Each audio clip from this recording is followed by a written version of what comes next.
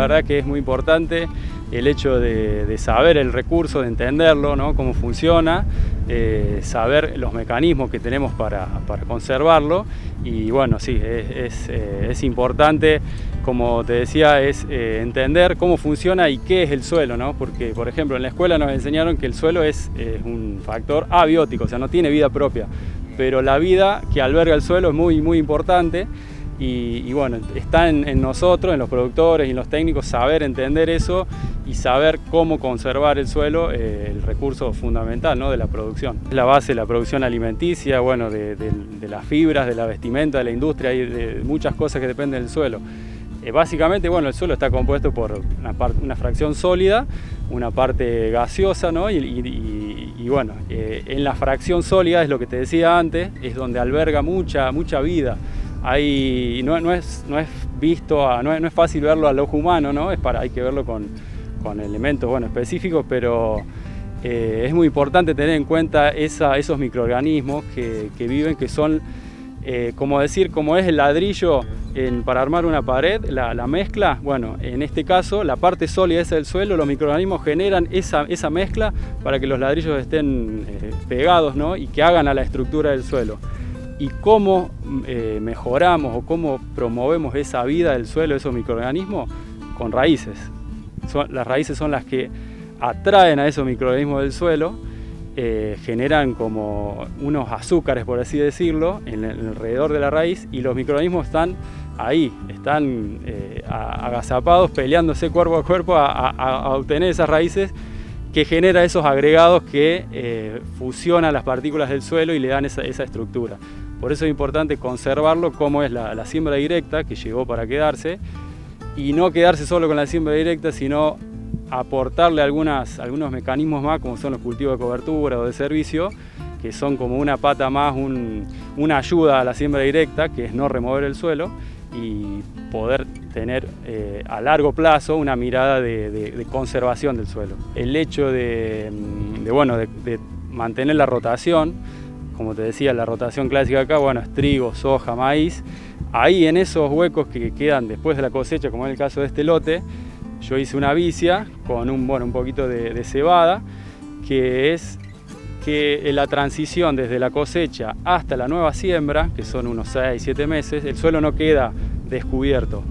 Queda con un cultivo ya que está implantado, que está generando raíces, que está haciendo todo lo que dije anteriormente, esos microorganismos, y a su vez está en la parte aérea cubriendo el suelo. ¿Para qué? Para mantener la temperatura, competir con las malezas, empezar a intercambiar, hacer la fotosíntesis, capturar el dióxido de carbono, y bueno, son muchos los beneficios.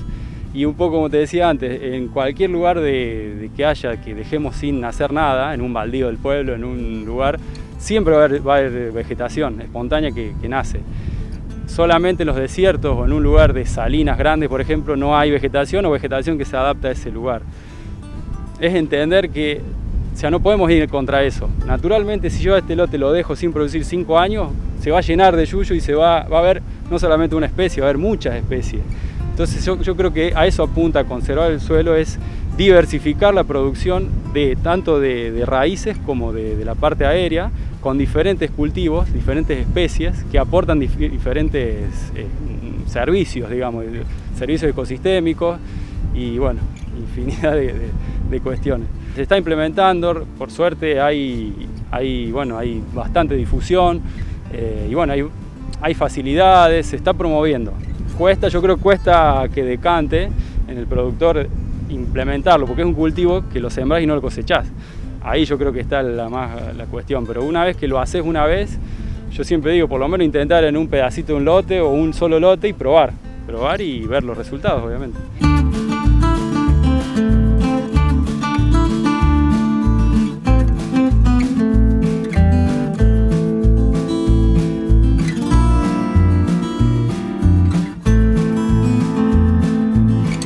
¿Cuáles son los beneficios que notás desde que comenzaste con estas diferentes prácticas? Bueno, por ejemplo, a corto plazo, me acuerdo, en este mismo lote hice un centeno y bueno, la cobertura que tuvo y la baja, digamos, bajé de aplicaciones de herbicida, bajé por ejemplo 2 aplicaciones, cuando habría hecho 4 por ejemplo, y la cobertura que tenía después de la cosecha. Yo hice centeno, lo rolé, le pasé un rolo para secarlo y después sembré soja. Y en la cosecha mismo de la soja también, ahí se nota la cobertura. Bueno, el hombre de campo sabe que el rastrojo de soja de primero por ahí es medio pobre, ¿no? El soleo no queda muy bueno. Con un centeno anteriormente a ese cultivo, realmente queda una muy buena cobertura. Y eso se traduce a porosidad, bueno, mejor infiltración cuando llueve. Por ejemplo, llueve en 10 milímetros, vos vas a captar a lo mejor 9. En una condición de un suelo más laminado, con menos estructura, menos cobertura, esa agua se escurre a los bajos y bueno, de 10 milímetros a lo mejor captaste la mitad o menos. Es un poco eso, son indicadores que, bueno, que van apareciendo y a largo plazo se van a ir diciendo cada vez más, cada vez mejor. Maxi, ¿pensás también que un poco todo este trabajo se ve apoyado con las buenas prácticas agropecuarias también en este último tiempo? Sí, eso me parece muy importante, las buenas prácticas que ya hace, creo que 2015, 2016, si no me equivoco, que están, bueno, promoviéndolo, me parece perfecto. Y por ahí yo digo, no quedarse solo con que por ahí la buena práctica te hagan un incentivo, ¿no? O un premio a hacer la rotación y a hacer análisis de suelo y a estar asociado a alguna entidad, por ejemplo, sino que está bueno que se obligue por ahí de una forma, que se hagan, por ejemplo, los cultivos estos de cobertura o de servicio, porque realmente es una práctica muy importante y bueno, a ver, obviamente no es la verdad absoluta lo que digo yo. Hay gente que a lo mejor obviamente puede estar no de acuerdo, pero me parece que está bueno no quedarse solo con que hago rotación, la clásica, sino pensar que se puede agregar algo más y que quede a lo mejor como una política estable. No hay que olvidarse del inicio, ¿no? de cómo es básicamente un ecosistema y tratar de imitarlo, ¿no? Siempre viendo la parte económica, obviamente que todo cierre, pero es pensar y saber cómo funciona y que no es solamente el soporte físico, ¿no? de lo que sembramos. Entender que el planeta, digamos, respira y que el dióxido de carbono que estamos generando además, ¿no? Nosotros como productores, como dueños en parte de la tierra, tenemos parte de esa responsabilidad de decir, bueno, hago un cultivo, ese cultivo va a absorber y encima esa absorción del dióxido de carbono te mejora el suelo. Entenderlo un poco por ese lado. Y bueno, promover estos días y bueno, sí, celebrarlos y bueno, como ustedes, difundirlo. Yo creo que es eso, difundir estas prácticas nuevas que se están haciendo cada vez más.